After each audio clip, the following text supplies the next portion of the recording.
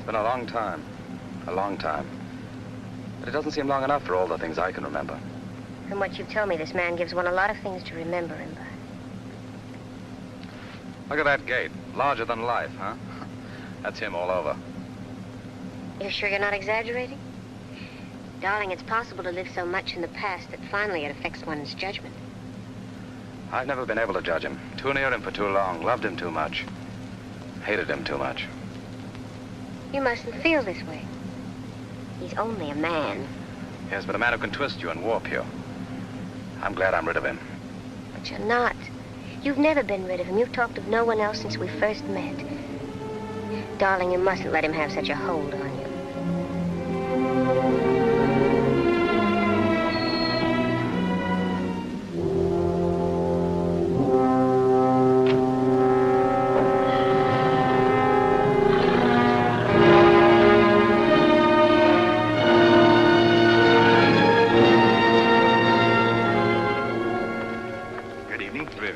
Please, sir, may I have your invitation card? Of course. Yeah. Thank you. It's quite all right. I'll not announce you as Mr. Van Dyke speaking. That way, sir. Thank you. I'm afraid we're rather late. An understanding of the functioning of various societies can be reached. Understanding of and sympathy for divergent cultural patterns are certainly basic to the attainment of our goal. Such a foundation, consequently, might, in its small but human and intimate way, serve the all-important cause of world peace. That's Van Dyke. My friends, I've enjoyed the battle of life, and I've tasted defeat. I've enjoyed the fruits of victory to the full. But after the dread lesson of the last few years, I think that all of us are a little weary of victories and battles, whether great or small. We want peace. I may assure the Undersecretary and his colleagues from the State Department, I may assure our friends, the delegates of the United Nations, that I am not proposing to take over alone and unaided the functions of their great organization. I can offer only the peace foundation which I have described to you. It will need a home. Mr. Secretary and gentlemen, I ask your joint acceptance of this house and the 3,000 acres of ground surrounding it. The foundation will need funds. I ask your joint acceptance of an endowment fund of $25 million. Thank you.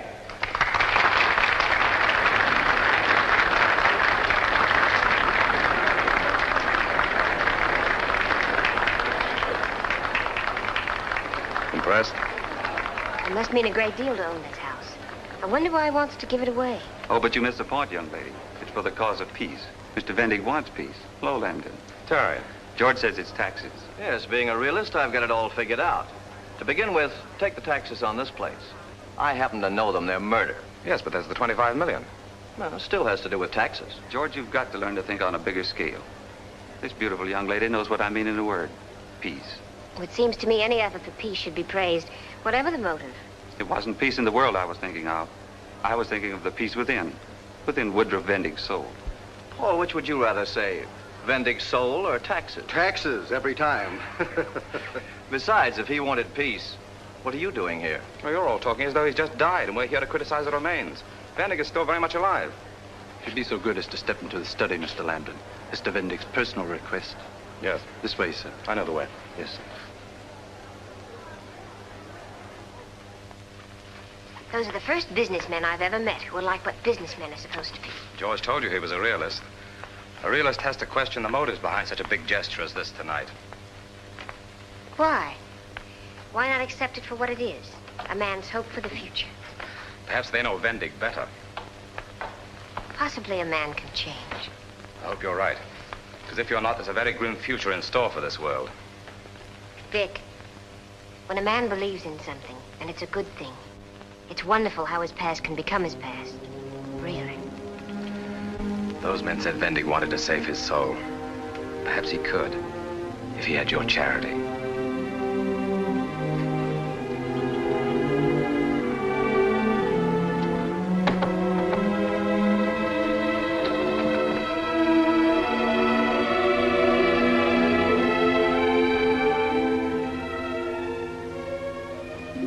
The handshaking must still be going on. Oh, this is beautiful. That's his yacht, the Faraway. His press agents have been working overtime. They'd have you believe that on the stroke of 12, he leaves the house, steps aboard, and sails away. Nobody knows where. But he has to go away. That's part of his new life, don't you see?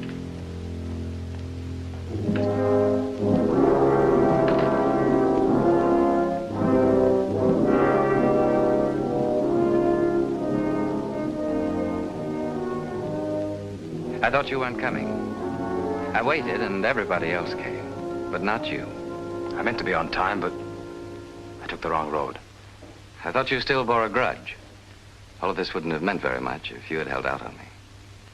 Maybe you have. Isn't taking the wrong road one of those mistakes that happens when you want it to? Subconsciously. I'm sorry, I haven't analyzed myself in days. You don't think I'm sincere? Let's say I'm reserving judgment. Sounds kinder.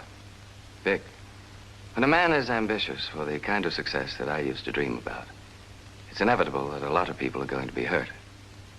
He doesn't know that. He's too busy. He's fighting too hard. Then he reaches the top.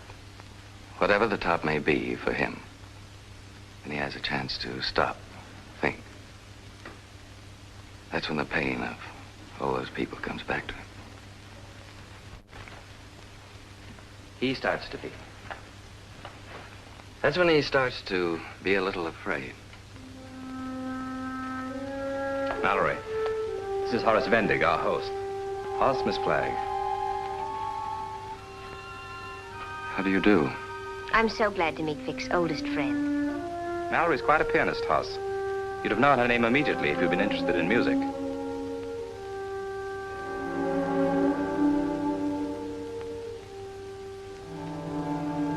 What's the matter? Do you see a resemblance?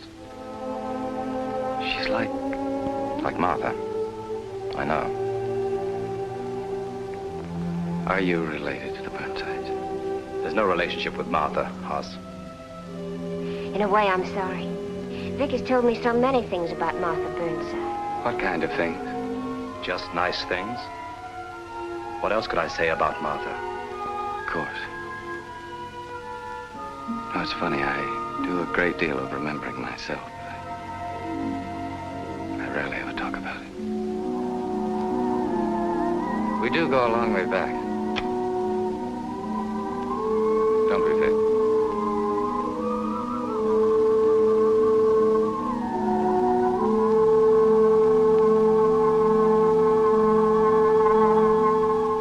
Now the moon shines tonight on pretty red wing. The breeze is sighing, the night bird's crying. For a far 'neath the star the brave is sleeping. The redwood's weeping, her heart away. Tough paddling. What would you say the current is? 5 miles an hour? 6? About 4. Huh, that's what you say. If you were doing the paddling, All right, I'll paddle. do it downstream. It's easier. Come on, that's not fair. I gave you best in swimming because you're the best swimmer, and we all know it. But I'm the best with the paddle, and you ought to let me show Martha. So I want that paddle. Look out, we'll be getting a bath.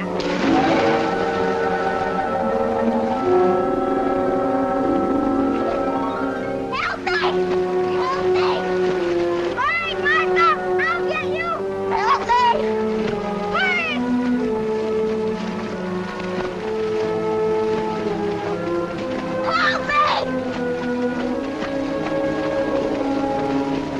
Help me! Help me! Help me! Help me!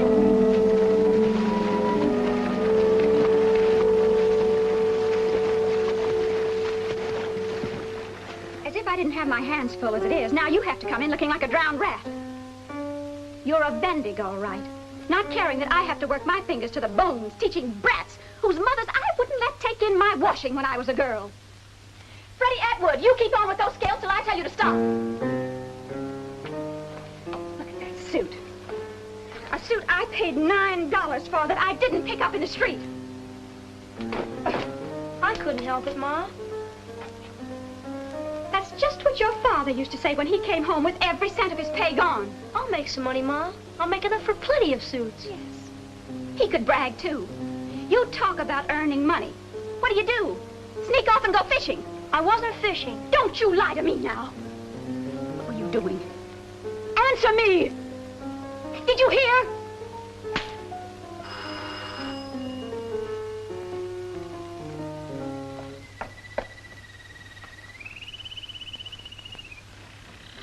Freddie? Is Horace all right, Mrs. Vendick? Horace? Why, yes, certainly. Thank heavens. Where is he? I must see him.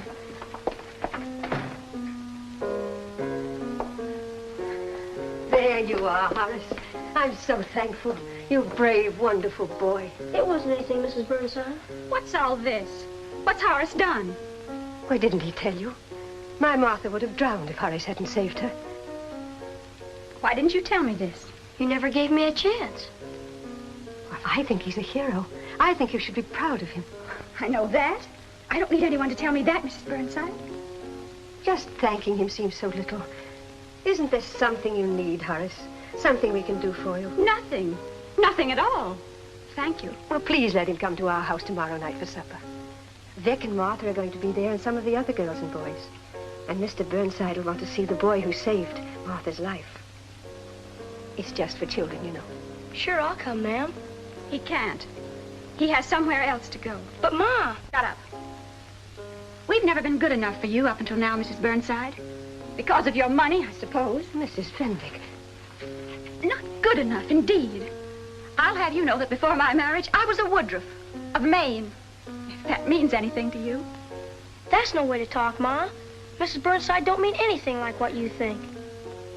Thank you, Horace. I know you understand. Goodbye, Mrs. Fenwick. I'll try to come, Mrs. Burnside.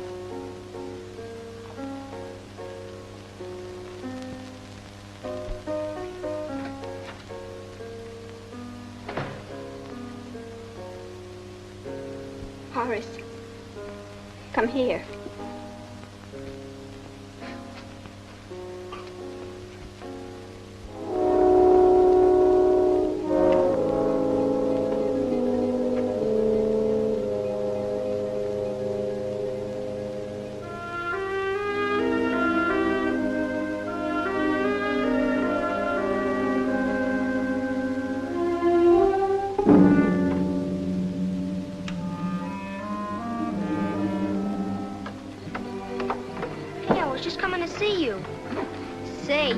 With me when I took Martha home.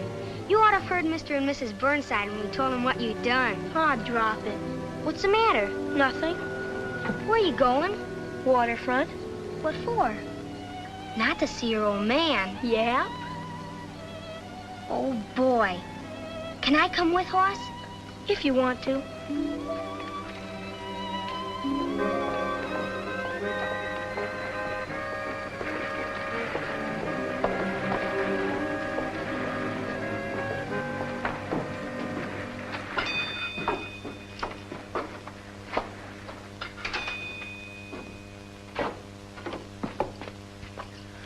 Hello, Miss Bella. Hello. Howard, ain't it? No, ma'am, it's Horace. And this is my friend Vic. Good evening. Is my father in? Your mother never sent you here. No, I came myself. I thought she said you was never so much as to set eyes on your dad again. I got a right to see my own father. Well, he ain't in. If you came after anything, you may as well skidoo. Take a look around, see the business we're doing.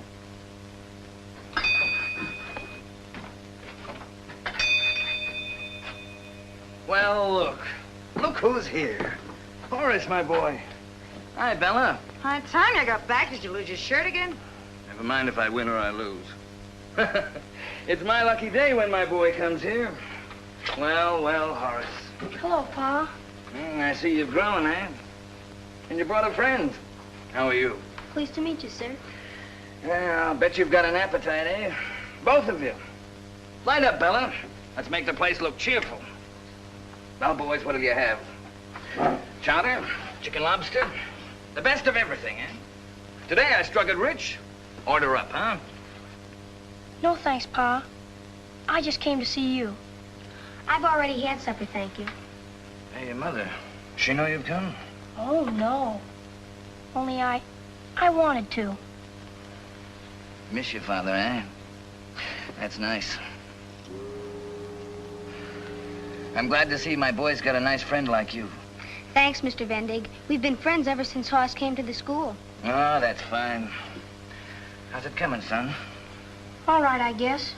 Well, you have fun, eh? Play games, you go to parties? I could, only... Oh, it's like that, is it? That the best you got? It don't matter. I haven't seen my boy for 2 years. So you came to see your father even though you're not supposed to? Well, you certainly came on the right night. Do you know how much is in here? Must be an awful lot. Well, there's $58. Whew. And it don't smell like clam chowder. I got the right tip, see? And I made use of it. Let me tell you something, son. Opportunity knocks on every man's door once. Just once. I know. Well, go after it. Grab it with both hands. Don't let nothing stand in your way. Yes, sir. All you gotta do is figure out what the common people gotta have and grab it tight. Well, here's $10 for you. For yourself. For a real good suit. 3 for a pair of shoes. And a couple more for a shirt and some neckties, huh? Where do I come in? Don't make a joke, Bella. Give me that money. No joke about it. You owe me 4 weeks' pay. I promise you I'll settle tomorrow, eh? I'll wait outside, Hoss. Go on, get out. You can take your friend with you. Settle, eh? Out of what? You owe me 60, you win 58, and give half of that to somebody else's kid. Give it here, it's mine. Here, son, get out of this quick, huh? Come on, he's her kid, ain't he? Let her look Now, at fella, I give you the stockings, the perfume. Come on, kid, give it here. Look, I got a chance to go to a real big house tomorrow. Go on, get out. Go home and ask your mother for a new suit. And as for you, I told you never to let that kid near me. If he ever comes here again, I'm through.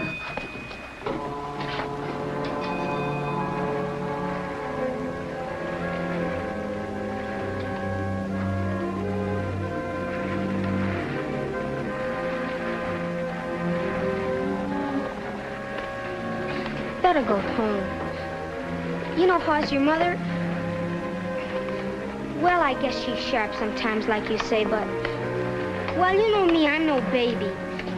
But sometimes a fella can tell things to his mother. You'd be surprised how much they understand. Good luck. Thanks.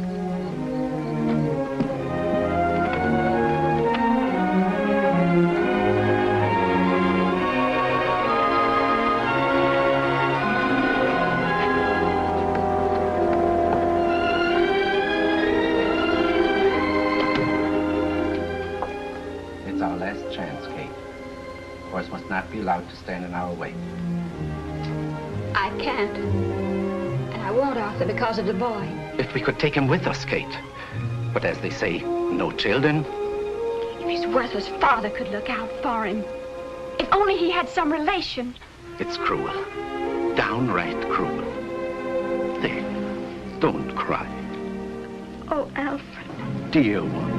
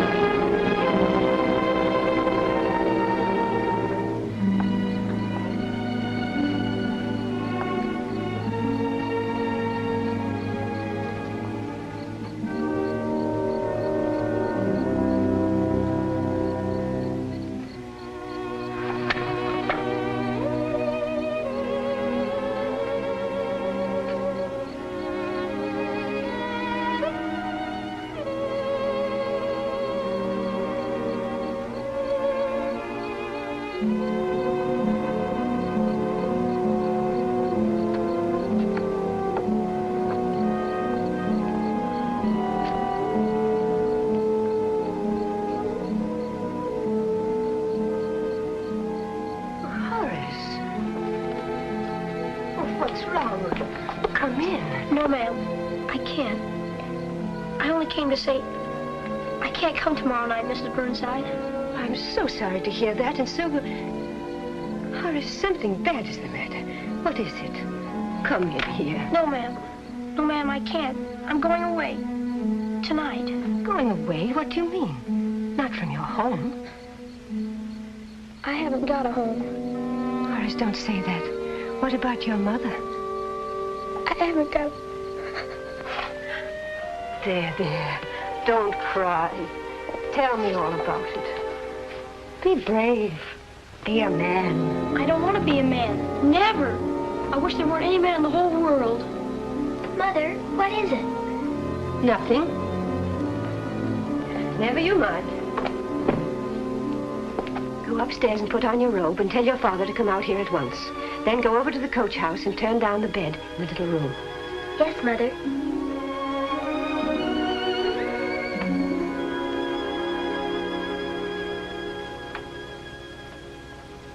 And Mother said this was to be your home. And Father said he'd see you through high school and into a real good position. All because you saved my life, Horace. He says he can never do enough for you.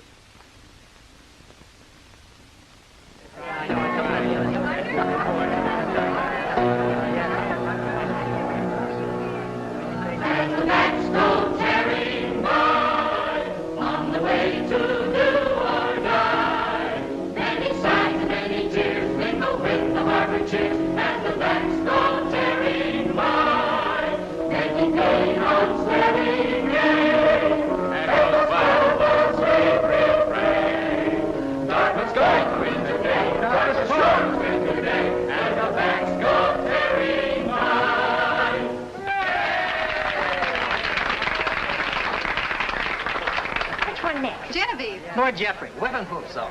Your choice. You're the birthday girl. Well, how about your card song, Mr. Burnside? Well, if you can play it, I can sing it. Well, clear your throat, because I know them all. The Colorado School of Mines. Well, I guess I asked for that one. Well, let's see. How about yours, Vendig? Well, the fact is... Horace is in business. Isn't there a class song for financiers? Harry, you've got the best voice of the lot. Why don't you sing Fair Harbor? Sure.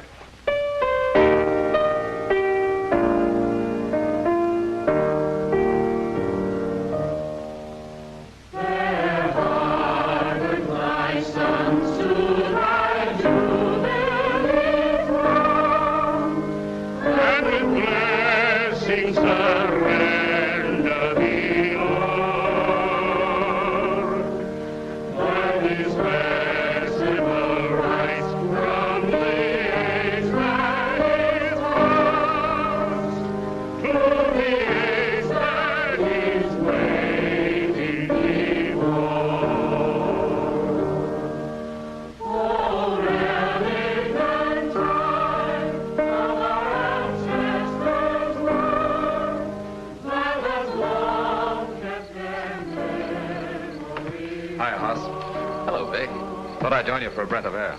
Come out this way. It's quieter. It's good to have you home, Vic. It's good to be home. How was Dartmouth? Well, it might sound kind of disloyal, but I wish I'd stayed here and gone to Harvard. With your father a Dartmouth man? I'd have seen Martha more often. Did you notice tonight? Notice what? She wasn't wearing my fraternity pin. Well, maybe I've been away so long that we've drifted apart. Of course, some people would say that it was just a boy and girl affair when I left for college. Maybe she feels that way. I don't know. I've done everything I can. I write every week. Doesn't she answer you? Yeah, if you can call them answers. But she doesn't tell me where I stand. I tell you, Hoss, I can't study because of her. I'm way behind in my subjects. Why don't you have a talk with her? No, I can't. Hoss, you know her so well, living in the house all these years and growing up with her. You mean I could do it? I wish you would. Tell her that well, you know what to say. Sure. You ought to come into insurance, Vic. Not a moment then to even think about girls. It's not like you to treat Vic that way. I did answer his letter. He says you tell him nothing. I tell him about you? That's what I mean. Good friends or not, it's just the sort of thing that I'd resent if things were turned around. Turned around? How? Well, you know what I mean. If I were in love with you. Don't scold me, Horace. I don't mean to. But why make Vic miserable? You're going to marry him eventually. Am I? Well, aren't you? No. And it's time I told him. Say, I really think you mean it. I do, Horace. I mean it enough to go in right now and tell him. Well, what is it? What's come between you? You've always been there. Here, I mean. But it never occurred to me. Always, Horace. Always. Martha, listen, I never said a word to make you feel like this about me. I never did a thing. But you wanted to. Tell me you wanted to. Yes. For a long time. Oh, Horace, darling.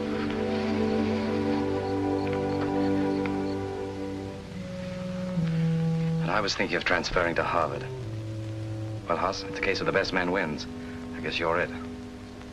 Say you're happy for us, Vic. Promise me you'll see us often. Cross my heart.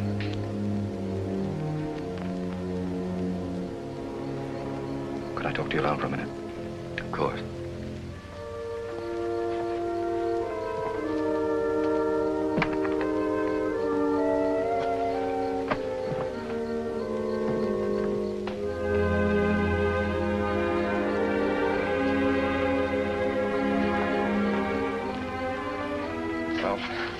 Good luck to you, Hoss. Thanks, Vic. I can't say I'm unhappy. And I don't want Martha ever to be either. I'll try my very best. You'd better, Hoss. Because Martha will never mean any less to me than she does right now. So help you, Hoss Vendig, if you ever do anything to hurt her.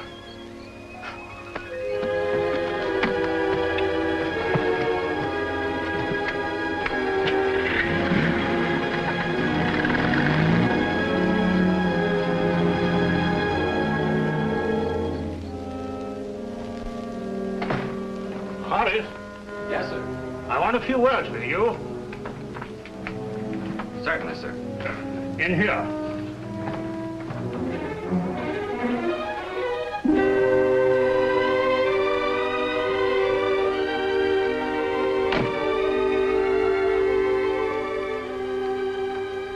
Sit down, Horace.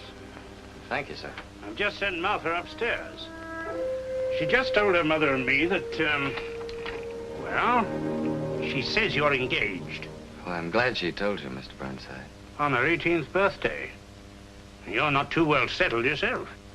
Mr. Burnside, I've loved your daughter ever since that day on the river. Uh-huh. I'll ask the firm to transfer me. There's an opening in Pittsburgh. In time, she'll forget all about me. What kind of talk is this? Well, as I understand you, sir. You misunderstand me, Horace. Mr. Burnside. It's time to cut out the Mr. Burnside. Isn't there a shorter word a man has for his father? Father-in-law? Oh, thank you, sir. Dad, huh? Yes, sir. Well, there's a lot to consider. Now, you've been at the Shawmut Indemnity, now, let's see. 2 years next month. And, you look on this as your future career? Well, I've been doing very well there, as you know, sir. Dad. But if a man's going to provide the sort of home that Martha ought to have, he's got to have a college education. Oh, these days it certainly means a good deal. It's an idea, quite an idea. I have a little put by. You have? Is it anything much? Just over 300. Well done, my boy. Of course, it won't go a long way with college costs being what they are, but some of these smaller places, the fees are moderate. And from a business point of view, they're more go-ahead than but say. College means only one thing to me. Dad. Huh? Harvard. Harvard, eh? It's a good school. Oh, it's more than that, sir. It's a good investment. Can you get yourself entered this fall? You mean it? Well, if I could find an opening to work on the campus. Oh, no. I look on this as an investment, Horace. I'm not a wealthy man. I may have to have a little talk with my banker. But this is for you and Martha. And I want you to go through college on the same basis as Vic and Walter and the rest of them that were here tonight, and to come out ahead of them. I'm 2 years behind. You'll catch up. You've got the brains. You've given me the kind of home I never had. I can't ever repay you. Not another word about it. Make your arrangements. You can keep your room on here until you get yourself settled at Cambridge. Martha, Florence. Ah, there you are. Well, Horace and I have come to a little understanding. Daddy, I'm so happy. Horace, don't build your house with keyholes. A man can't ever plan a surprise around here. Well, you have no surprises for me. Huh? Yeah. Spread up.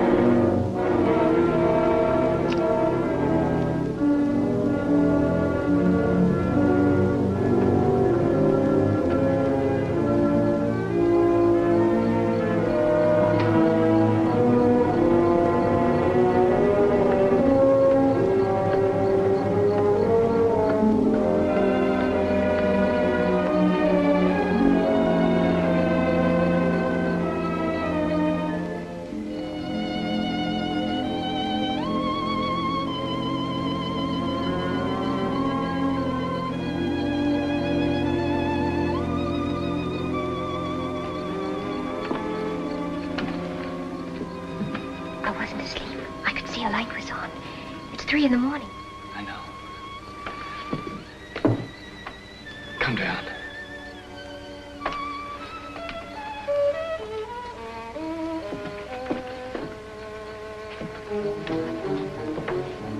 Come out here. What's the matter? You've been walking up and down for hours. I couldn't sleep. I feel... Ought to rest.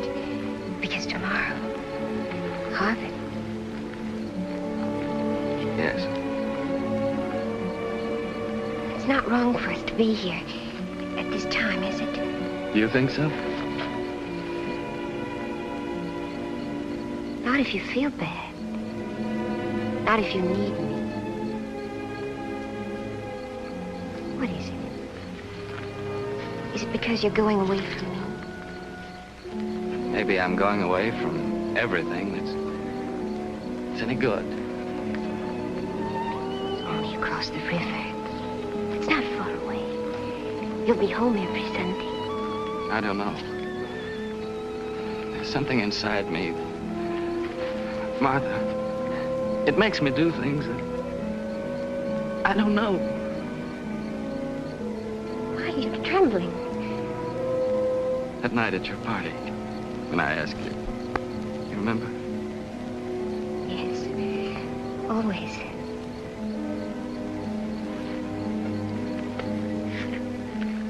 I didn't love you then.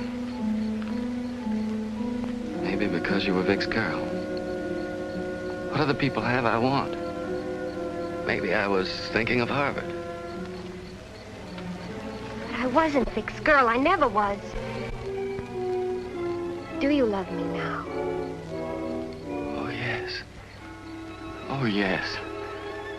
So much I'm scared.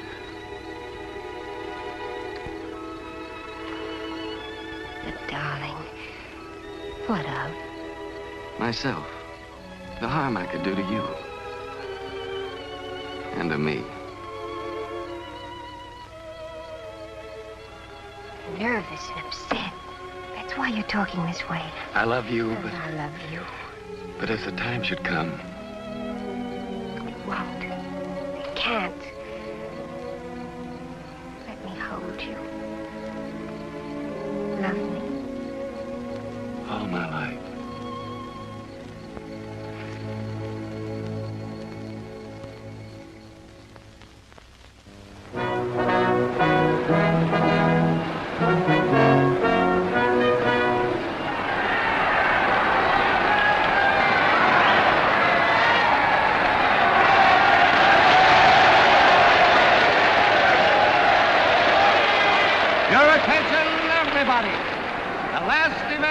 program, the freestyle relay, will decide the winner of this meet. Representing Harvard, Luce, Wright, Bennington, and Vendig. Hooray for Woody! Woody? Who's Woody? If you don't know the name of your future son-in-law, it's Horace Woodruff Vendig. I still like Horace. So do I, but here they call him Woody. Good enough. Murphy, Anderson, McGinnis, and Tuschinski. So that's your great Woody Vendig. I tell you, Sue, Woody's going to rank with Charlie Brickman. Fennell, and McKinney.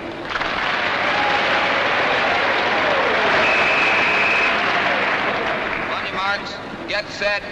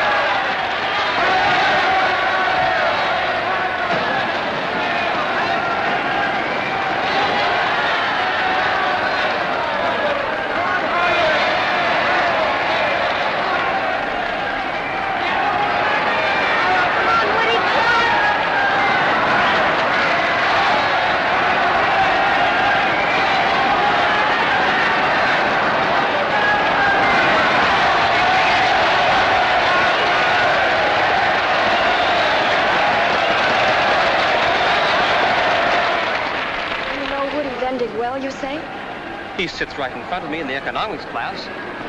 3 times a week, that is. Well, then what's to prevent your asking him to have supper with us?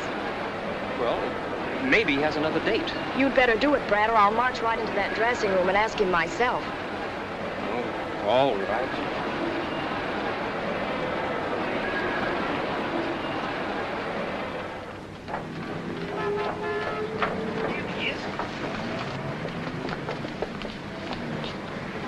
How'd you like our team? You're our team.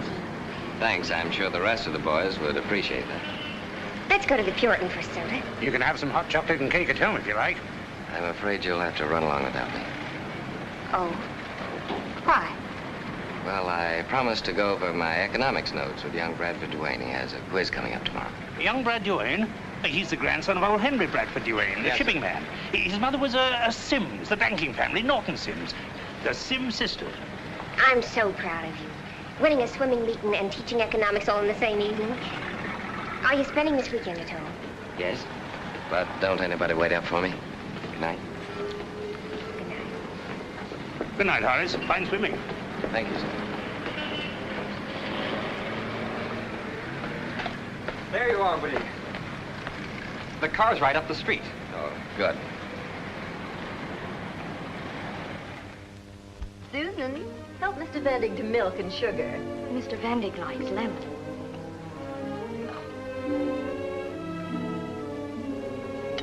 Thank you, Susan.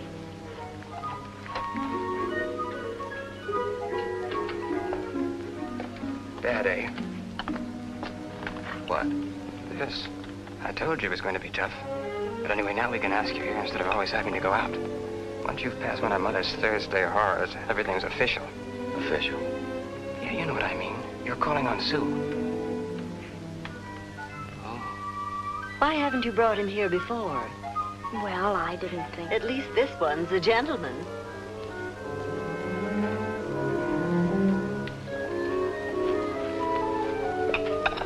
Mother likes you, Mother likes you. That's because Mother's a peach. The acid test is Aunt Libby. And here she comes.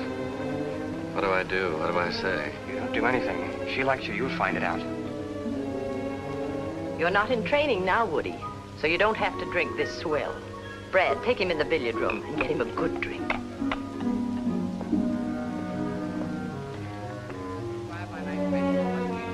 You've arrived, Mr. Vendig. Fundamental principles of sound economics. Rail, shipping, and steel, those three, the backbone of the country's economy. And that's precisely what I told Mr. Harding. Excuse me, Uncle Norton. This is Woody Vindig. He's at school with me. Vindig? Yes, sir. My uncle, Norton Sims. Mr. Sims? Mr. Bigelow, Mr. Prescott, Mr. Abbott, and Mr. Wiley. How do you do, sir? Yes, some of our clients, as I suppose some of yours, are interested in these recent aircraft issues. An interest I very firmly discourage. Personally, I wouldn't touch them. Too unstable. Liquidations, mergers. Yet I hear there's a house been organized to deal in airplane stocks exclusively. Oh, it's incredible. Financial suicide for them and a fraud perpetrated on their customers. Oh, but they're very responsible people, Mr. Sims. Latimer, Hilton, and Morrissey of Detroit. They've just underwritten a $4 million issue of Gleason biplane 5s at $10 par. Oh, that's No, just a moment. Go ahead, young man. The books were closed on Tuesday the 16th with the issue oversubscribed. And on the curb market today at closing, the stock was quoted at 12 1/8. Oh, maybe something in these flying machines. Keep me informed. Thinking of the brokerage business as a career? Well, that depends. Some of these new firms that are forcing their way onto the New York Exchange, I'd just as soon join a bookmaking concern. Bookmakers. That's it. Exactly what they are. But I suppose the class of investors in the market today don't really care about that. So you've noticed that, too? Oh, yes, sir. Anybody with 10% of the price of a share on the curb market. Even my tailor. It'll be bootblacks next. Mr. Sims, I've learned a great deal in the last hour. Been a pleasure. Let me see. What's your name again? Vendig, sir. H. Woodruff Vendig. Woodruff, eh? My mother was a Woodruff from Maine. Banking people? No, sir. Fisheries and lumber. Oh, yes, yes. Well, I mustn't detain you. Oh, well, just a moment. If you have a morning this week, say any time after 10, I'd like you to come in for a talk. Oh, I'd like very much to, Mr. Sims. Good night, sir. Good night.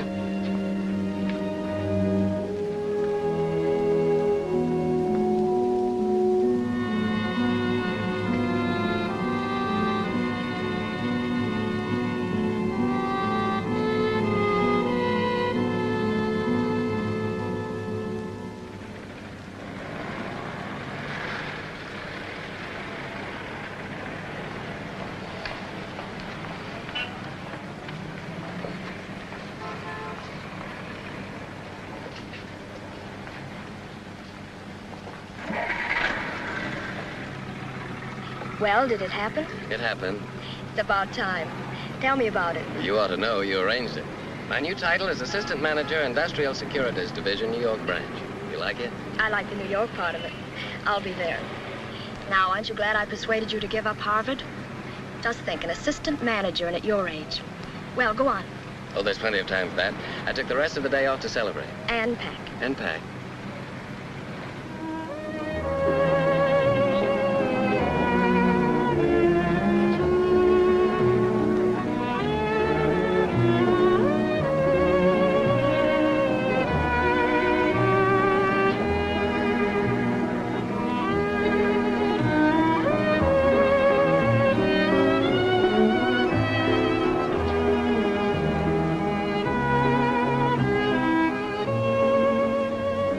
Engaged. Yes, but secret as the grave. I don't see why. I'd shout it. So would I if I were the one with the money. Have it your own old-fashioned way. I'll be in New York by the 1st of the year. We'll have fun.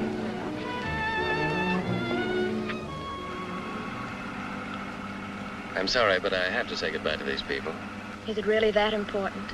Well, they've just been very good to me. I get jealous if you're even sentimental about other people.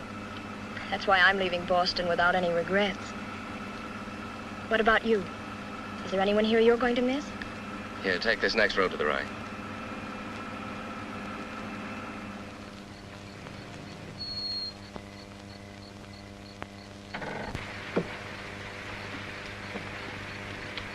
Good night. Can't I wait for you? No, you drive on home. I'll call you the first thing in the morning.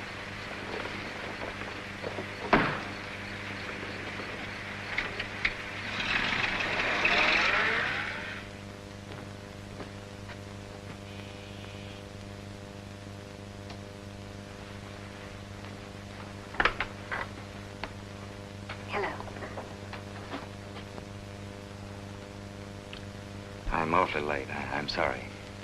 You're tired. No, It's too late for a show. Why don't we stay home? I'd rather walk. Down by the river?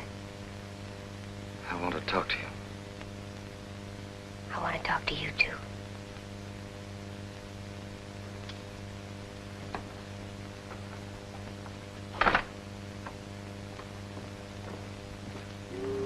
Anyway, they decided I deserved a boost, so they made me assistant manager of a bond department. Horace, that's wonderful. I had some news today, too. Only I'm not going around like an old grump. I'm happy about it. Martha, Darling, I'm telling you something. in a minute. Right now, you've got to listen to me. This job is in New York. Oh. Well, I like Boston better, but if I've got to tell you straight out. You won't be with me. Not if we're married. Don't they pay enough? They pay very well. But there I'll meet the right people. I'll begin to make deals on my own account. I'm going far, Martha. And fast. And alone. I can't be with you. Because you don't want me. I shall never want anybody else. But I can see the road I've got to travel. I can see where it leads. I can see the sacrifices I've got to make. And I'm the first of them? No. I am. You love me? You really love me, and yet you can turn your back on everything Yes, that we... I've got to. I haven't any choice. I've got to. I stole you from Vic. You might have been happy. I tried to tell you that I wasn't any good for you, but you wouldn't believe me.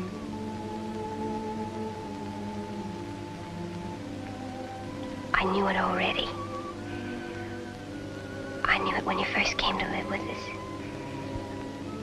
I watched you. I could see it all the time. But when I told you... Yes. Because you told me. I hoped that by loving you and being close to you, like your wife, I hoped you'd change. But I suppose I wasn't a big enough person.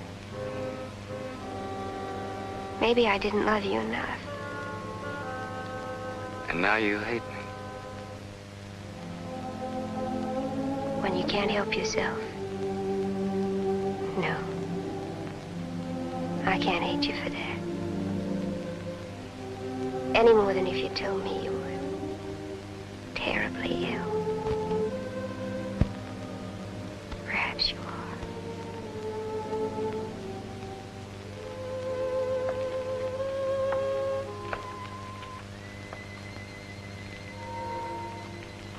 If you want to know, I love you. I shall always.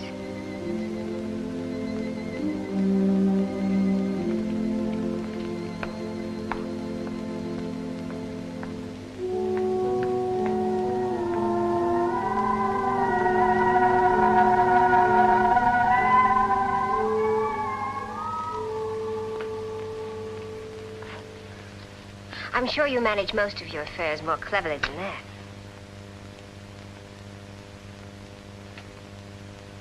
Thank you. You're very young. And very ambitious. And may I say that ambition is a high climb with no way of getting down. You may be right. I'll have to find out for myself. You might spare yourself a lot of bumps and bruises if you listen to Mr. Vendig. His philosophy today is that success doesn't mean a thing. You won't give way so much as an inch, will you, Vic? No, but that's your fault, Hoss. You've always handled me so easily that I've got my guard up. And let's face it, you haven't done anything but talk. But I have to talk to somebody, and you're the only one I can talk to. All my life, I've spent collecting things that I can't trust. Nothing that's part of me. Money I've made, it's no more than this house, and you saw how easily that was transferred. Tell me more about yourself. There's really not much. I work rather hard. As a matter of fact, most of my time is taken up by my music. All of it? There's not enough left to share, if that's what you're driving at. Surely you can't refuse your host the first dance. Please. Just this one.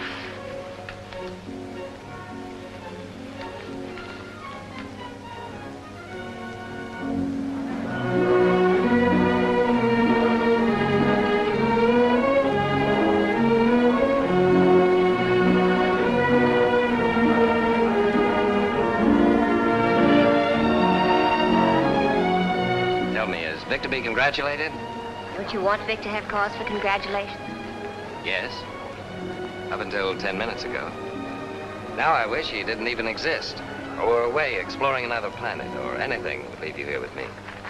But I might like exploring another planet. It sounds exciting. What do you want? Mallory?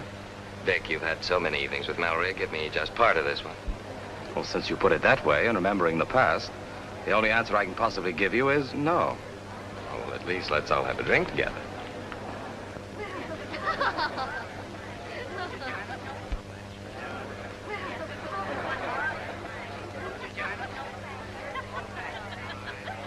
Old-fashioned martini.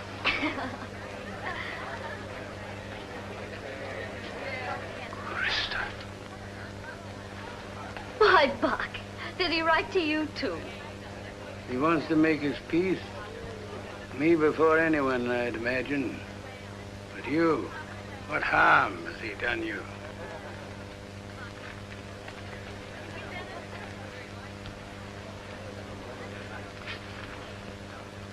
You're coarse, Krista. Did he do that to you? Your hair was pure gold once. Now it looks like brass. Fool hairdresser of mine uses a hard rinse. Don't stare at me, Buck. You make me nervous. I remember the day. I don't want to remember any day. I came in here for a drink, and And you found a memory. What else are we here for? But to remember. Sit down. No, Buck.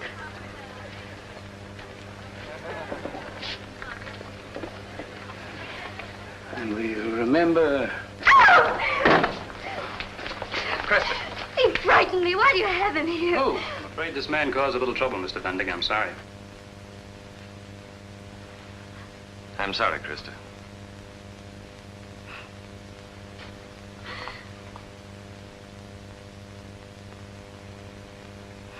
There must be some fun here somewhere. I'll have them escorted out. No.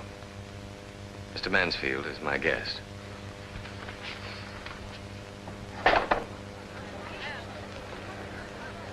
I hope your presence here means that my letter was taken in the spirit in which I intended it. Means I came here to see if all this stuff was another of your confounded tricks. I'm old. Maybe you think I'm weak. Blind, too, like Samson, eh? But lo, he pressed his palms against the pillars of the temple. Just say the word, Mr. Vending. Tell this vermin to stand away from me. Lieutenant. Get me a drink. Charles, there's a bottle on your left.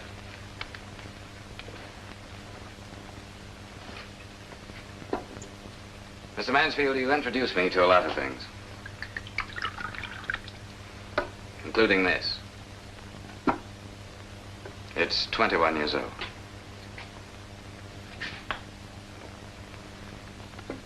Sorry.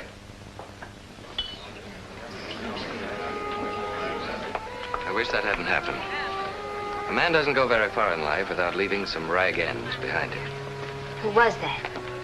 That's all that's left of an emperor. Now he's just an old man who's lost his money and his wife. Since his wife was all he lived for, I suppose he's dead. I understand you do put a little corn and oil on his grave, occasionally. Doesn't that help? It's still a grave. We can quarrel, we often have. But the only time we ever split, it was you who forced us into it. I know. Maybe we should have stayed that way. Perhaps I didn't know when I was well off. Vic, I've never turned my back on you. It was you who turned your back on me. Vic, it's wonderful to see you. Thanks. We've a lot to talk about. Of course. And the first is, how was South America? Oh, it makes New York look like a one-room apartment. There's air down there, space. Wherever you look, you see the sky. It's the new frontier house, maybe the last one. Did you ever think of that? There are fortunes made every day. You ought to be coming back with me. This stinks of ledgers and stocks and bonds. Come down there and breathe. Did you ever get within grasping distance of one of those fortunes? My poor misguided friend. See, observe. This little bit of paper is known as a bank draft. Would you read it to me? $300,000. My partners and I split a cool $1 million. Not bad pay for a few years' hard work. Well, when do we leave? Sorry, Vic. It's not enough. No, I didn't think it would be. I also think, Mr. Vendig, that you want too much. There's no such thing as too much. You didn't make a fortune, Vic. You were well paid for your work, that's all. Fortunes are made here on Wall Street. Sure, sure. Who's the young lady? Her name is Susan. Nice. I like old-fashioned names. Susan, Ruth, Prudence, Martha. You've grown very devious, Vic. You're not being very straight from the shoulder yourself. Did you expect me to believe what you said in your letter, that she turned you out? If ever a girl more obviously threw her heart and soul at someone's feet... You do that very neatly. I've become a wicked old man. Martha has two very good eyes and intelligence. It didn't take her long to realize that there would always be a struggle between our love and my ambition. Well, she was right. I can say that for her. Why didn't she tell me? A letter, even a postcard. She knows I love her. I don't know. Pride, maybe. I searched everywhere for her. She seems to have dropped out of the world. I stopped off in Boston on the way here. Everything's changed. Martha gone, Mrs. Burnside moved away, the old man dead. What? Didn't you know he died? No. No, that's wicked news. He was like my father, Vic. You mean no one wrote to you? No one told you a thing like that? Hoss, what happened between you and the family? Just because It was Martha... very painful for all of us. I had to make a clean break. There's one thing you've got to remember, Vic. I loved her. Of course. Don't pay any attention to me. I'm not only a wicked old man, I'm a suspicious one. I don't care what you are. You're fine with me. Thanks. Well, I'm glad to see you're doing so well for yourself anyway. H. Woodruff Vendig Incorporated. Sounds big.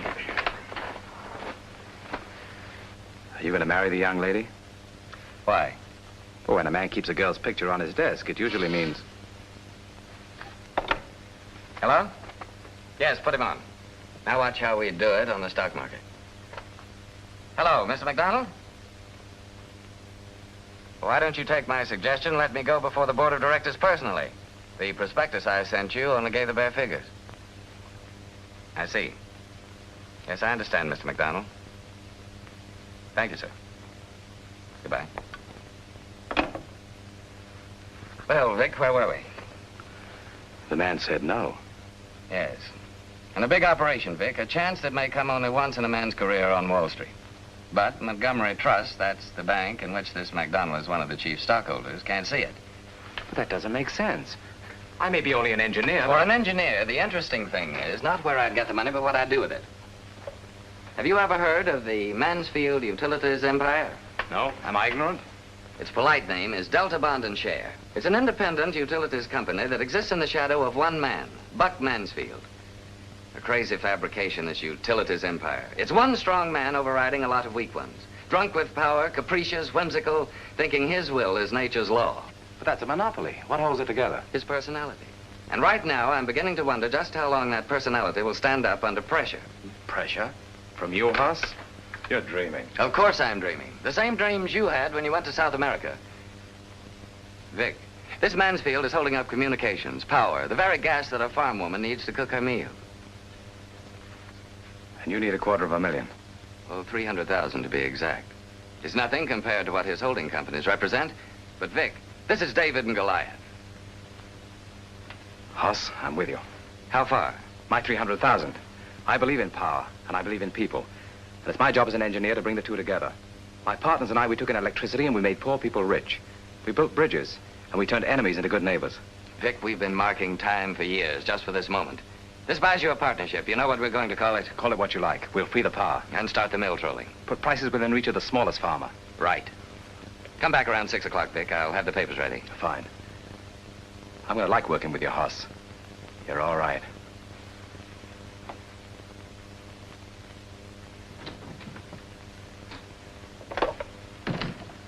Get me Miss Duane. Hello, darling.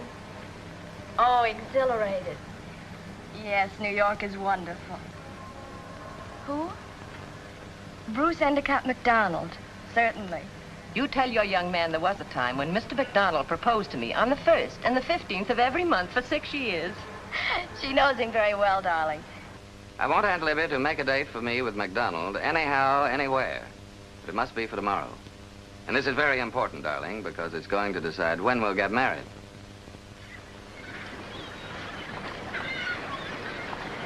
I'm sorry my bank was so unobliging yesterday. You have an interesting proposition. So interesting and so sound that I'm putting in $300,000 of my own. But you didn't tell us about that. I just don't like doing business with people who believe my word has to be backed by collateral. You're very proud. Yes. I don't mean that as a criticism, but doesn't this rule hamper you? It never has, and if it ever does, I still won't compromise. Bruce, if I lose one fish because of your chatter... Let them talk, Aunt Libby. Vendig, speaking not for the bank, but for myself, what's your idea with Palmetto? What would yours be if you had just acquired the largest single block of voting stock in a company? Eventual control? Control with a purpose. The rates in Palmetto's territory will stand a 15% increase. Can the people pay it? Where else will they get power? There's no competition. Vendig, I'd like to join you. If you mean that, I'll tell you how you can participate. I've taken an option on 50,000 shares of Delta Bond and Share at 20. What's the price of admission? You put up $500,000 and I'll give you 20% of Palmetto. I like it. Beat you again. Too bad, Mr. McDonald. We'll do better with Mansfield. Excellent whiskey, Mr. Mansfield. Yes, just old enough to vote. The wine of the country, my friend. Bourbon, the name given to kings, and whiskey, the kings are gone, the liquor remains. Shall we resume? Energy like yours, Mr. Vendick, is no doubt much to be admired on Wall Street between the hours of 10 and 3. But in this house and in this climate, well, allow me to say it approaches the vainglorious. It's after 3 now, and as much as I appreciate your hospitality, I should have been on my way back to New York when you sat me down to lunch. Ah, speaking of lunch, did I mention that the crayfish for the bis was taken this morning out of the stream on this property? You did. Now, if you wouldn't mind checking over my figures. Oh, no need to, Mr. Vendick. I have rather a good memory for figures, and names as well, particularly when they are linked with financial operations which may affect any of my enterprises. But mine are not likely to affect you as adversely. It would amount to a sort of junior partnership. I have only one partner in business as in life. But go ahead. 400,000 shares of Palmetto Light and Power, which I, my company, Vendig Incorporated, hold under option, represents a controlling interest in that company, which I am willing to yield along with 50,000 shares of Delta Bond and Share. Which you also hold under options at $20 per share. I see you get around. Aye, very rarely.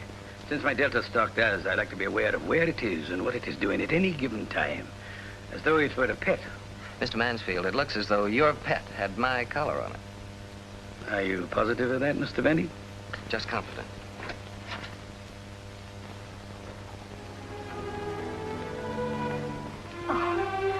Oh, I'm so sorry, Buck, dear.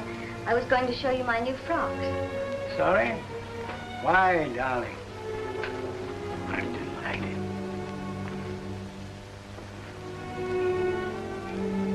Mr. Vendick, the partner I refer to, my wife. How do you do, Mrs. Mansfield? How do you do? I never would have barged in like this if I'd known we had a visitor from the North. I'm very flattered. Mr. Mansfield has had the visitor since before lunch. Then we must both have you for dinner. You make us sound like cannibals. Mr. Vendick means to take an early train. Yes, I'm sorry. Please ask me again. I will, right now. Do stay for dinner, Mr. Vendick, please. I may suggest that as she represents another 48% of Delta stock, Krista can outvote you. If I may try your telephone again. Of course.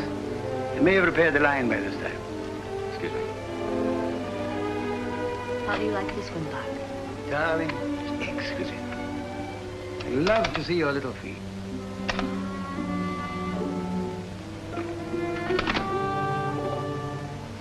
The line's still dead. Oh, I'm extremely sorry, my boy. I feel personally responsible. Meridian Telephone is one of our Delta enterprises. But Krista and I will endeavor to make it up to you at dinner. Won't we, Krista?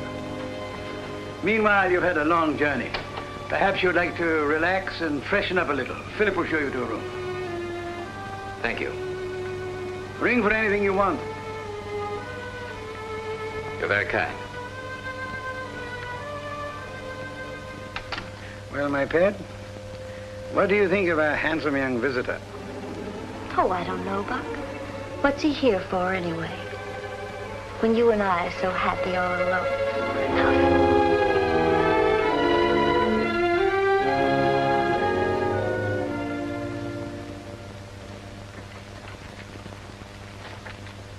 Are you married, Mr. Vendick?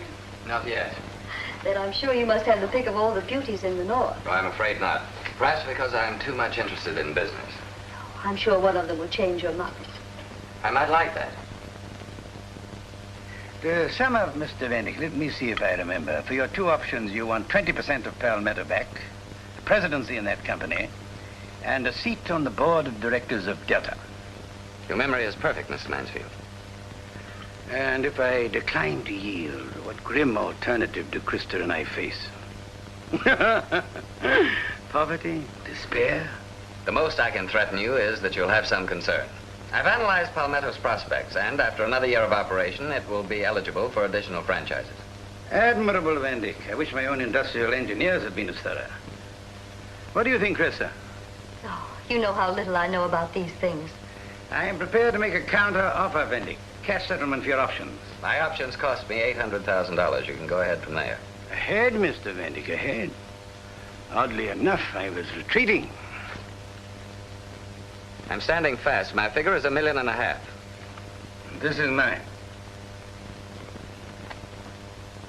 300,000. In full payment. That's wanton, Mr. Vendick, wanton.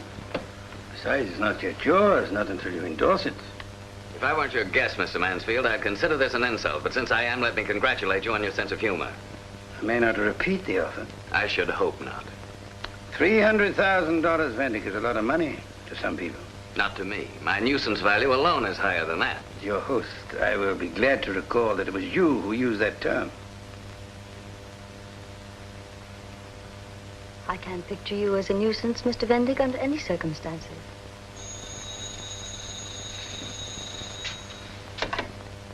Mr. Mansfield, resident. It's Mr. Hilton calling from Atlanta. Yes, Hilton. Huh? Yeah. What? A raid? A raid, you said? Yes. Good. All this old business. Of course. And I wanted so much to talk to you about New York, Mr. Vendick. Yes. I go up there next week for shopping. Of course, there's nothing I'd like better. Good. Thank you, Hilton. Oh, yes, and my compliments to Mr. Haskell, Meridian Telephone. Good night. What are you doing? Reducing a nuisance to what it is actually worth. A rimless zero. How can you talk that way to Mr. Vendick? It's very neat. A dead telephone, a dinner party. I regret to tell you, Vendick, some sudden pool of stock market gamblers have raided Palmetto stock and torn a few gaps in Delta as well. So you rigged more than the telephone. They've hammered Palmetto down to 2 and Delta to 16. You don't seriously mean to pick up your option $3 million on stock that has a market value of $1.6 million? I see I have a great deal to learn. Yes. This is an expensive academy you come to for your first lesson. About you, I mean. May I use the telephone? Mr. Haskell arranged it that it operates only on incoming calls. Are the trains still running north, or did you rig that too? No. Roberts is waiting to take you to the station, where you must send a telegram of, let us say, condolence. Are you sure you don't own the telegraph company as well? Let me see. Oh, no, I don't. I made a present of that to Mrs. Mansfield. Remember, my boy, the next time you go hunting big game, don't use a cat pistol. Fetch up the heavy artillery, or try from ambush. Thank you. I'll remember that.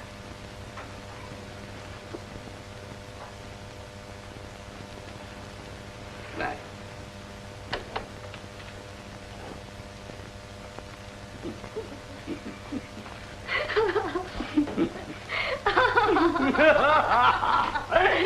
Oh, wonderful. The man knows everything about us. He has sources of information that are like bulletins from a ticker tape. There's no doubt he has us in a corner. But, Mr. Vendick, let us hope this is only the first round. He's left us without a move. I feel trapped. Not a case of nerves, Mr. Vendick. Certainly not. It's just that I can't see an opening. We have one. We can exercise our options. Where would we get that much money? Montgomery Trust? It'll be a little difficult, but since I'm an important stockholder, they'll probably listen to me. You mean that? Yes. Mr. McDonald, there's only one way I can justify your confidence, and that is to bring off my part of the scheme. I have a couple of surprises for Mr. Mansfield, which should delight both you and the bank. You're going to be a smart operator, Vendick. How about another outing next week? I'd like that. Oh, I have a friend who's coming into town, and likely my time will be pretty much taken up, but I'll try. I'll give you a ring, Mr. McDonald.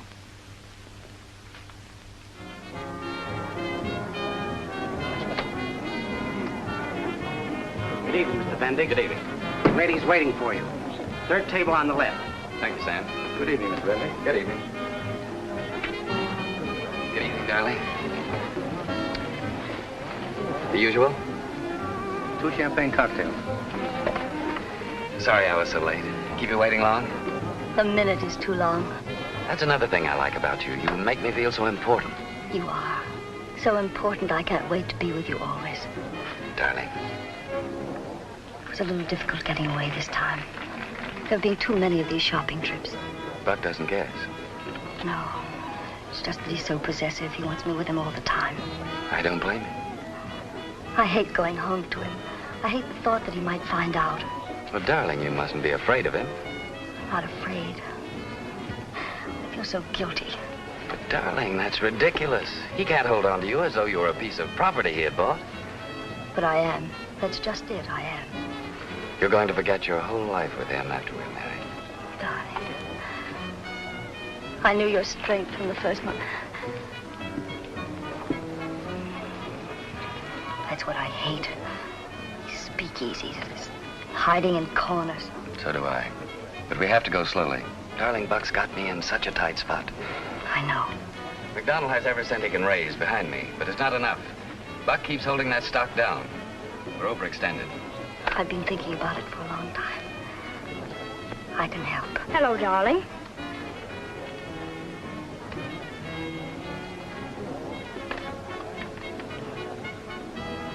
I suppose the obvious thing would be for me to say that I can explain everything. Well, I can.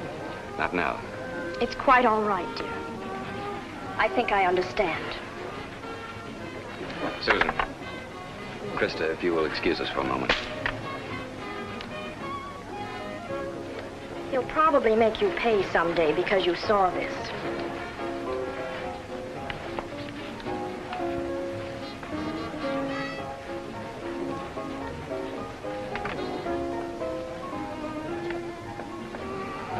I imagine this is no time for clever remarks. It had to happen. I'm just sorry you were here. It doesn't matter, darling.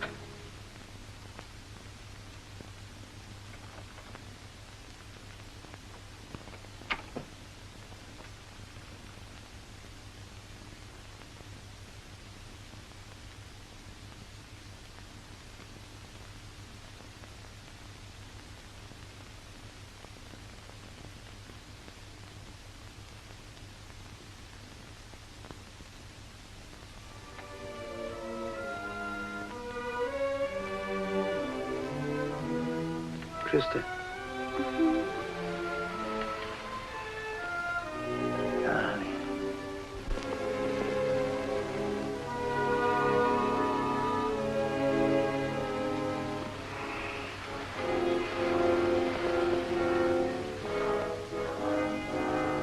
Oh. What's the matter? You're beautiful, Krista. Turn on the light. No, please. Turn it on. I want to get up. Why did you wake me when I was finally able to sleep? I'll have a headache until morning. Buck, sometimes you have utterly no consideration. Krista, darling. Please give me that English.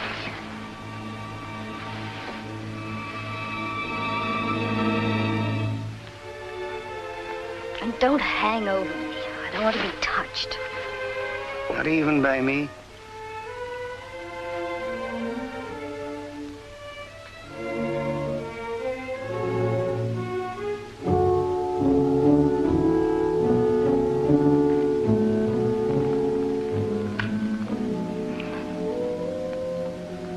I'm sorry, Krista. But I love you so much that sometimes it just wells up in me and I can't control. You understand, don't you? Yes. I don't expect you to love me as much as I love you. How could you? And yet that's the very thing that frightens me. I want to build a cage around you. A cage of gold and precious stones. That's exactly what you've done. I've been in a cage ever since you bought me from my father, along with this land and the other chattels. Darling. What is it? I've offended you. No, you haven't offended me. You'd rather die than hurt my feelings. Yes. I know that. And you've a collection of French tapestries. You'd be ill if something happened to one of them. I don't know what you mean. Yes, you do. I don't want to be a collector's item.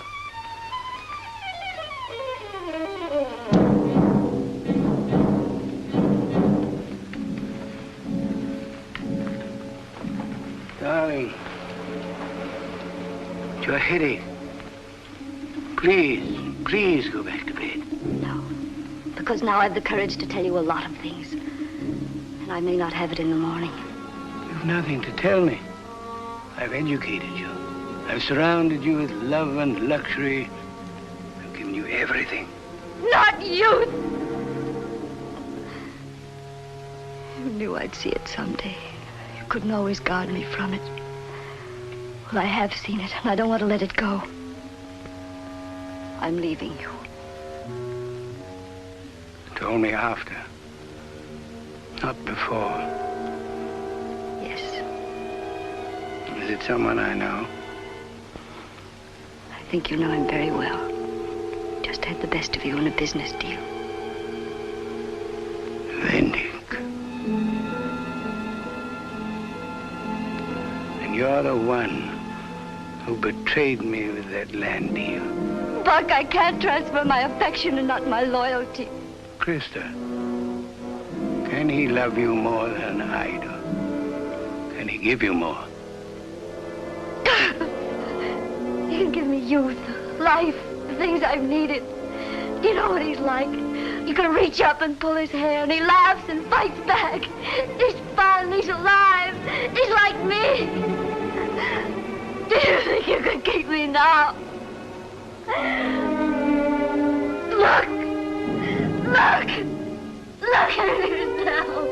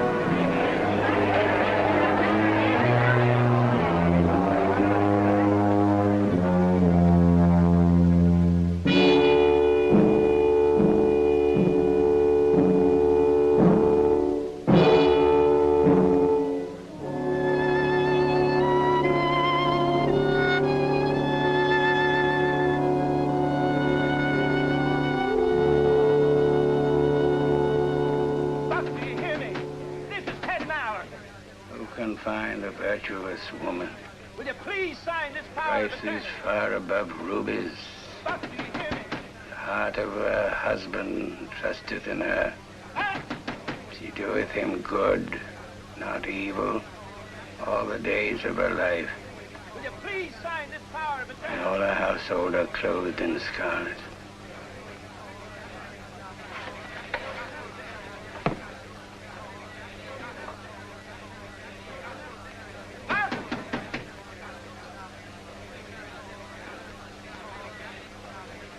Wait! Wait! No. I want to get his keys. Let me first find out. Let me talk to her. I want to go through that. Have the hounds dragged me down yet? How do we stand?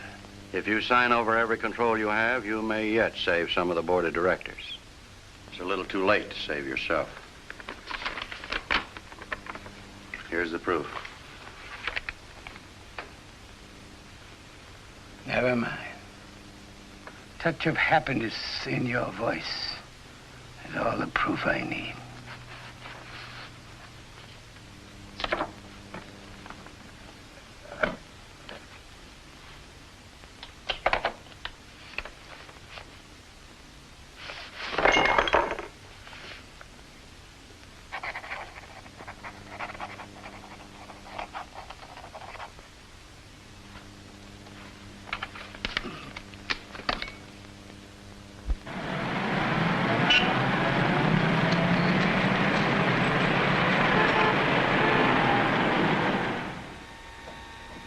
Three out.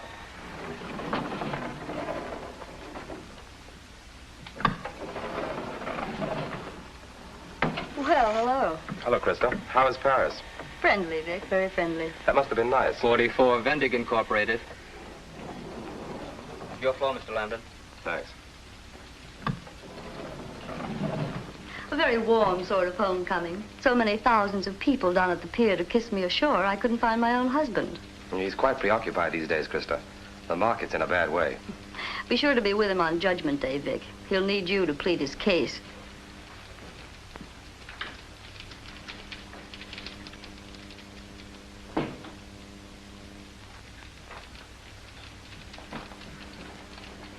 Fine to see you back, Mr. Lambden. We've missed you. Thanks. It's fine to be welcome. I'll wait in my office till Mr. Vendiger's free. Let me know, will you? Yes, sir. Mr. MacDonald, how are you, sir? Rather tired. Are you in town for another flying visit, Mr. Lambden? Yes, I got in late last night. I'm going to pull out again after I had a few talks with Horace. I've spoken to him on the phone, but I haven't seen the old pirate in months. How is he? A pirate? I'm very serious, Mr. Lambden. I've been sitting here for 4 days waiting to see him. I think your partner is making me walk the plank. 4 days? And for 10 days prior to that, I called him repeatedly. He was either out or too busy to speak to me. Oh, there must be some mistake. Are you aware this is Mr. MacDonald of Montgomery Trust? Why wasn't he shown into Mr. Vendig? I'm sorry, Mr. Lambden. Mr. Vendig is extremely busy. He gave strict orders that... What's your trouble? What do you want to see him about? My bank needs a loan. $5 million or our depositors are wiped out. That bad? It's very simple. Too much of our resources were Dorchester's stock, sold to us before this panic, as part of Vendig's carefully prepared short-selling campaign. But he wouldn't do that, not to you. We can't even discuss that point. He's already done it. That's all my fault. I'm personally responsible for what's happened to us. I allowed my friendship toward him to blind me to his peculiar ethical code. Well, he'll see you now, or you're going to witness a head-on collision. Tell Mr. Vendig I've arrived. Yes? Mr. Lambden has arrived, sir. He wants to see you. Just a moment. Do you wish to carry this on in Vic's presence, or would you rather keep it private? Tell him to come in just about half a minute. Yes, sir. You've already told this to Vic. I could see it in his face. As a matter of fact, I haven't told him a word. Now, let's see. Where were we? Oh, yes. You were in Paris. That boy in Paris was nothing but a protege. He paints divinely. I thought of a very pretty speech of your own in which you said people with no creative talent ought to help those who have it. Kristen, are you trying to appeal to my sense of humor? No, you never had one. I asked you to come here because I don't intend for you to go back to the house. Everything that belongs to you is ready and waiting. As soon as you've checked into a hotel, let me know, and I'll tell my lawyers where they may serve you. And with that, may I consider myself dismissed? If you care to put it that way. Oh, and without even the customary 2 weeks' notice. Don't try sarcasm on me, Krista. I might pull out your Paris record. How did you expect me to behave? Like a woman who had a husband she loved and respected? Have you given me a better life than I had with Buck Mansfield? I left him because I needed you. Wasn't it logical that I should leave you for the same reason? Quite. And you have. What have you given me in the 5 years we've been married? From the first moment you weren't kissing me, you were kissing 48% of Delta Bond and Share. Vic, just as a matter of curiosity, and because I happen to like you, what do you think about our divorce? I'm sorry it had to happen. And you never said a word about it. Not even to Vic. You just had to lie about it, didn't you, darling? Poor thing. You can't help it.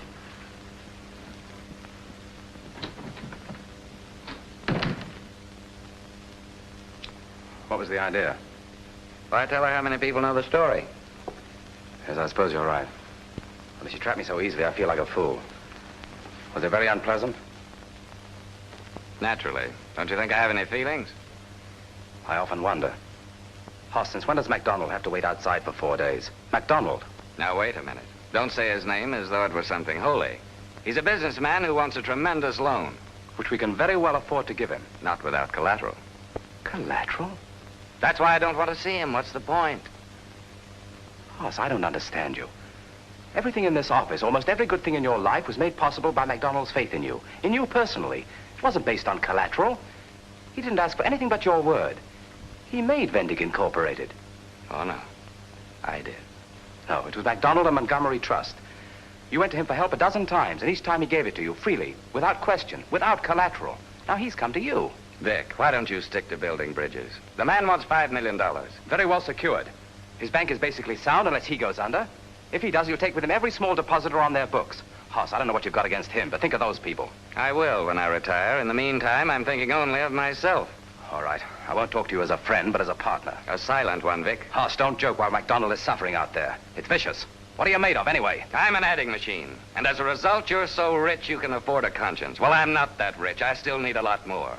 My job is to protect my interests and yours.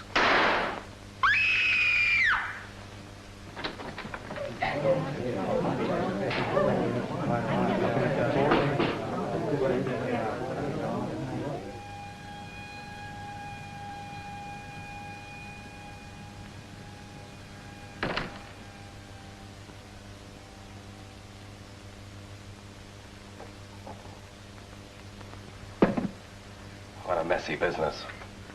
Have they taken him away? You know, just now. Complications when a man dies like that. Questions. Well, here's to you, killer. Cut it out. Why, didn't you put that gun to his head? Didn't you pull the trigger? I saved this company $5 million hard-earned dollars. Doesn't the fact that the man shot himself prove anything to you? He was a weakling.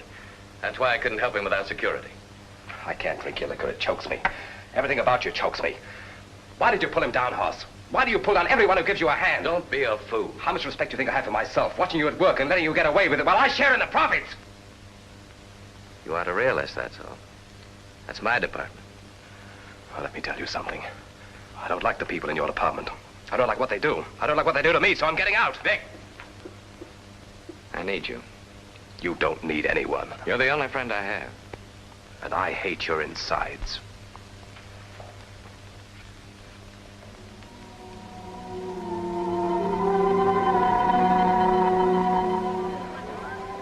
I had good reason to break with you, Hoss. But it wasn't only the MacDonald affair that kept me away so long. Vic, this must be very embarrassing for Mallory. Will you dance with me, Mallory? Excuse me. Certainly.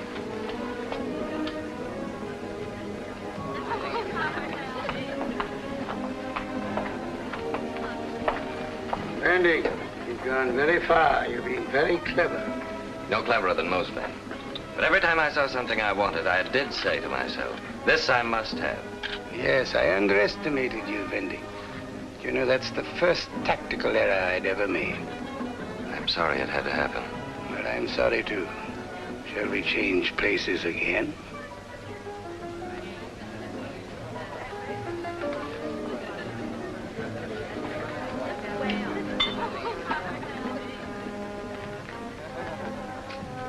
Are you a Bible reading man? When do I get time to read anything? Art greatly despised. Pride of thy heart has deceived you. You whose habitation is high, who says in his heart, who shall bring thee down to the ground? Now you exalt yourself as the eagle, set your nest among the stars. Thence will I bring thee down, saith the Lord.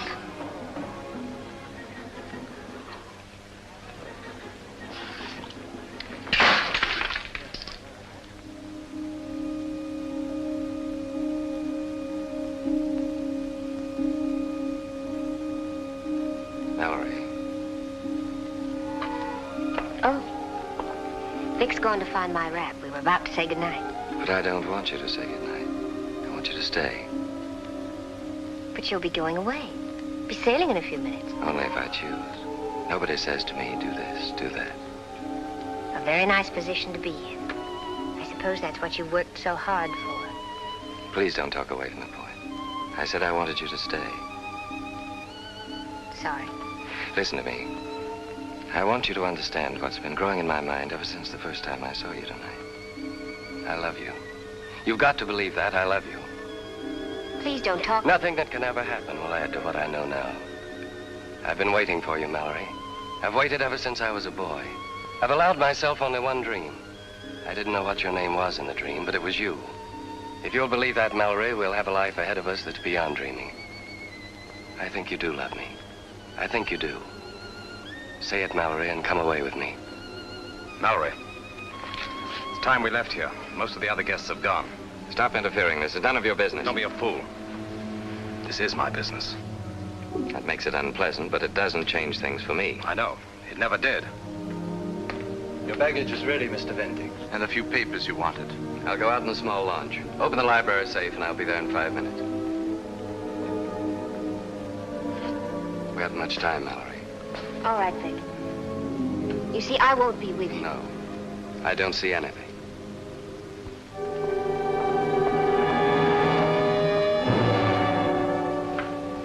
Let's go. The car's that way. I know. We're going to the pier. Why? I want to see him again. I want you to see him again. But we've seen him. We've looked at him for hours. That's enough. Vic, I don't know what you're afraid of. I'm afraid of losing you. And don't tell me I never had you to lose. I had. And he's not going to spoil it for me.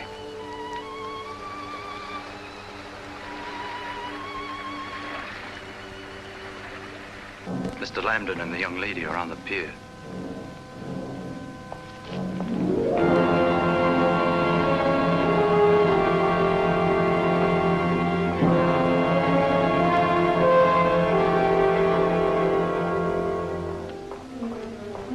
He spoils everything he touches. He takes the life out of it and leaves it to rot. And it's not an obsession with him. He's made like that.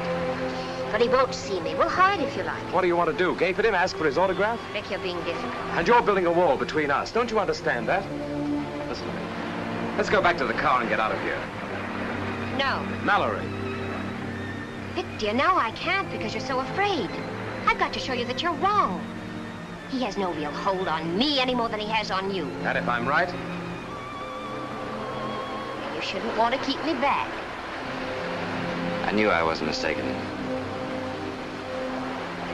I thought this is the way you'd go. Just as you are. Don't make any plans, Hoss. We came down to see you off, that's all. I asked you to stop interfering. You asked me to do a lot of things. For one thing, to forgive you. What did you think that would do? Change your nature? Get off this pier and off my property. You're in the way. Everything fits. Your whole pattern, your approach, the way you dislike people, the way you trample on them and justify the rottenest things a man can do. Because you're not merely a man, not in your sick brain. You're much, much more than a man. Isn't that what you believed ever since we were boys? Yes.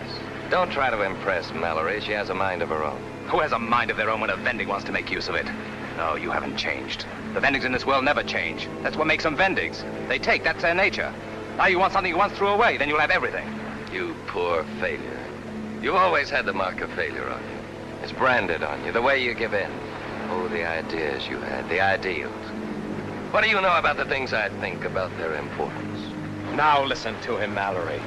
This is Vendig. I tried to teach you things, but they frightened you. Nothing that's frightened can live in a jungle, and that's where we live. Mansfield. That was well put, Fendi. We do live in a jungle. It's not a place where the weak inherit the earth. Of course, there's this to remember. Animals kill only for food or love. You and I, Vendig, spoil even the jungle. Because we kill for profit. For the taste of victory. For revenge. Hoss! And then we destroy each other utterly.